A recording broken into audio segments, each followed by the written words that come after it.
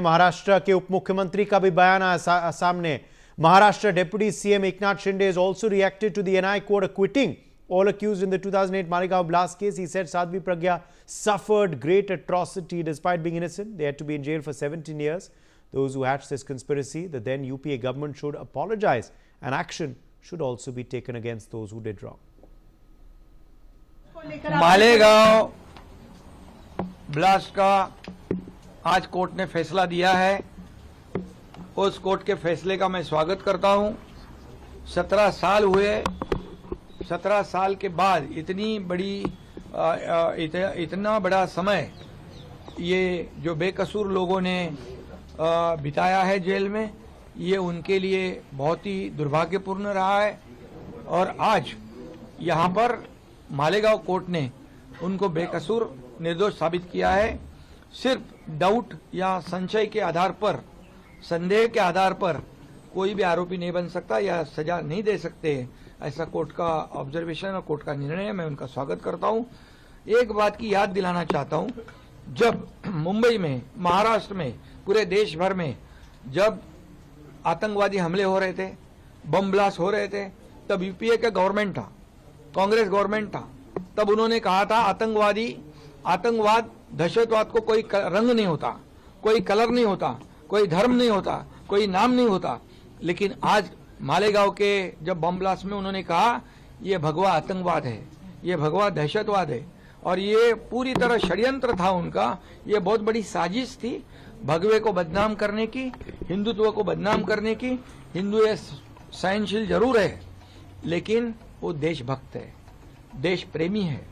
और हमारे बाला साहब ठाकरे जी हमेशा कहते थे कि जो भी देश प्रेमी है, जो भी जाति पाति का हो, वो हमारा है। जो पाकिस्तान प्रेमी है, वो जो भी जाति पाति का हो, वो हमारा दुश्मन है। और इसलिए मैं ये कहूंगा कि ये भगवा दहशतवाद कहकर ये लोगों को गुमराह करने का एक बड़ी साजिश थी।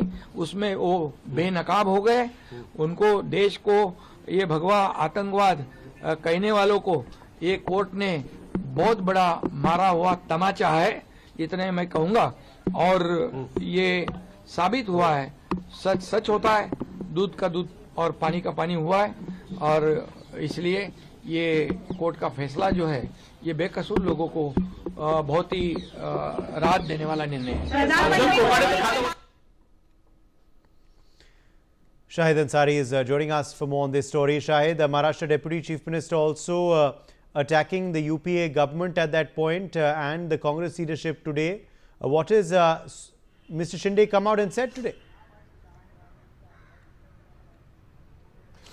देखिए उदय, इस पूरे मामले में आप देखेंगे तो सत्ताधारी पक्ष और विपक्ष दोनों का, उस वक्त की जो सरकार रही है कांग्रेस और मौजूदा वक्त की जो पार्टी रही है बीजेपी, या बीजेपी से जुड़ी जो भी पार्टियां रही हैं, महायुति की अगर हम बात कर लें और महाविकास आघाड़ी की अगर हम बात कर लें, तो उस दौरान जब ये चूंकि केस हुआ था तो उस दौरान सरकार सत्ता में जो है कांग्रेस की सरकार थी। मालेगांव ब्लास्ट में जो है कांग्रेस सरकार के ही दौर में जो है ये सारी चीजें हुई है। इसीलिए हर जो है मौजूदा वक्त की जो भी सरकार या सरकार के जो सहयोगी पार्टियां हैं, वो हमेशा से जो है इस बात को लेकर जो है कह रही थी कि जो भगवा आतंकवाद का जो शब्द का उपयोग किया गया था इनके लिए, उसी बात को लेकर शिंदे ने जोर दिया है। हर एक जो है, चाहे हम फडणवीस की बात करें, राज्य के मुख्यमंत्री की बात करें, या उप मुख्यमंत्री की बात करें, या दूसरे वो लोग जो बीजेपी के सहयोगी लोग हैं या सत्ताधारी पक्ष है, वो इसी बात को लेकर ज्यादा जो है बातचीत कर रहे हैं कि एक तो कोर्ट का जो फैसला आया है, कोर्ट के इस फैसलों को लेकर कि सारे आरोपियों को जो बरी कर दिया गया है।